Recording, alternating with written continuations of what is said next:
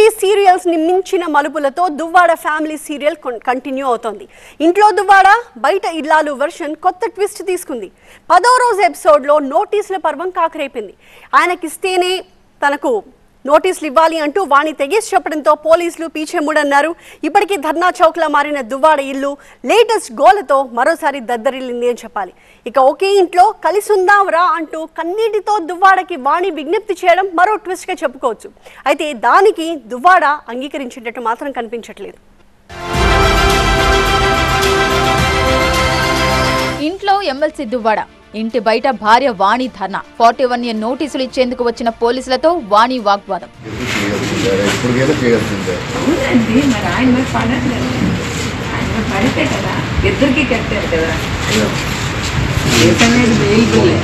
ముందు ఆయనకు నోటీసులు ఇవ్వాలి, తర్వాతే నేను తీసుకుంటా. ఇది వాణి వాదన. ఇష్యూ చేస్తాం మేడం, మీరు క్లియర్ చేసుకోండి, బెయిల్ ఇచ్చేస్తాము అంటారు. నోటీసులు తీసుకోకపోతే ప్రమాదమని పోలీసులు అంటున్నారని వాణి ఆరోపించారు. మీరు తీసుకోకపోతే ప్రమాదము అన్నారు, మరి ఆయనకి ప్రమాదం లేదా అన్నారు.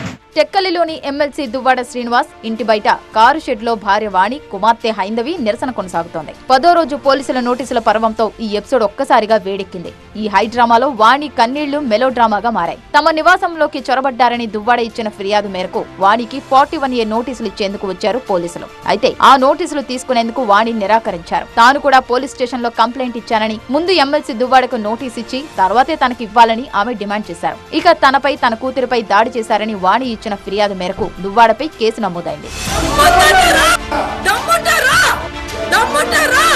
కేసులు, నోటీసులతో వ్యవహారం గరంగా మారడంతో దువ్వాడ శ్రీనివాస్ కుటుంబ పంచాయతీకి ఎండ్ కార్డు పడట్లేదు. దువ్వాడ శ్రీను ఇంట్లోంచి బయటకు అడుగు పెట్టట్లేదు. ఇంటి ముందు ధర్నా చేస్తున్న వాణి వెనక్కి తగ్గట్లేదు. మొన్నటి వరకు బంధువులు జరిపిన రాయబారం, చేసిన చర్చలు ఫలించలేదు. ఇండియా పాకిస్తాన్ చర్చల్లా మొదట ఆశాజనకంగా ముందుకు సాగినా తర్వాత ప్రతిష్టంభనే ఏర్పడింది. దీంతో ఈ రచ్చ ఇంకా కంటిన్యూ అవుతోంది.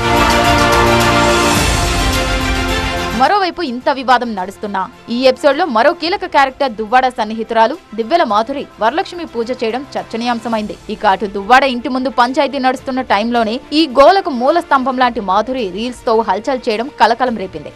ఇక ఇంటి ముందు బైఠాయించిన వాణి తన దీక్షకు ఫుల్ స్టాప్ కాదు కదా, కనీసం కామా కూడా పెట్టకుండా కంటిన్యూ చేస్తున్నారు. తాను బయటకు వెళ్తే వాణి ఎక్కడ బలవంతంగా ఇంట్లో ప్రవేశిస్తుందోనన్న అనుమానంతో శ్రీనివాస్ ఇల్లు విడిచి బయటకు రావడం లేదు. దీంతో దువ్వాడ ఇల్లు ధర్నా చౌక్లా మారిపోయింది.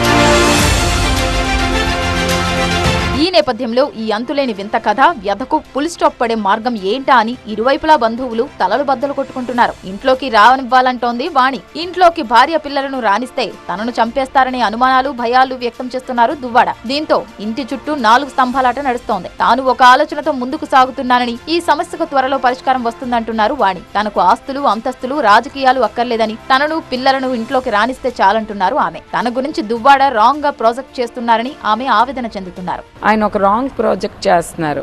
ఆవిడ ఆస్తులు అడుగుతుంది, ఆవిడ రాజకీయం కోసం. ఇవన్నీ రాజకీయం కోసం నేను రాజకీయ కుటుంబం నుండి వచ్చాను కాబట్టి నాకు ఆ కోరికే లేదు.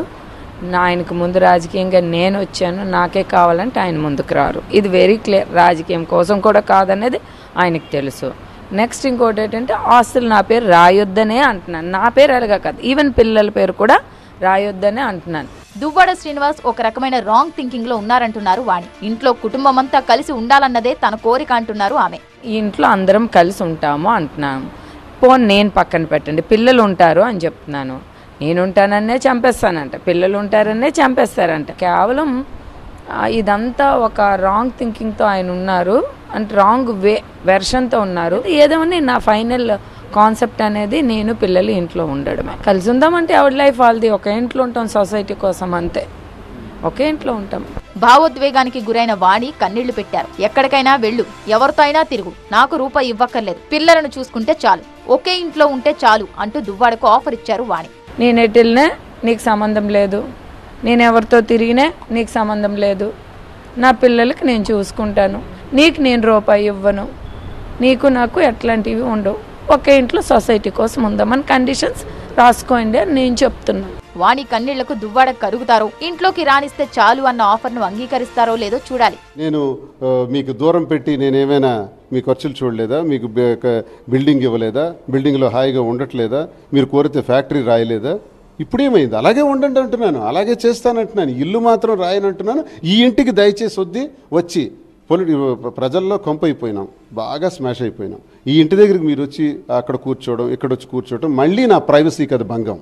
ఒకవైపు మీరు న్యాయస్థానాలకు వెళ్ళి న్యాయ పోరాటాలు చేస్తూ నా ప్రైవసీకి కూడా మీరు భంగం కలిగించే విధంగా ఉండడం. మీరు అంటే నేను వాణికి సంబంధించే మాట్లాడుతున్నాను, పిల్లలు కాదు. పిల్లలు నా సర్వస్వం. అప్పటిదాకా ఈ ఫ్యామిలీ సీరియల్ నాన్ స్టాప్ గా సాగేలా ఉంది.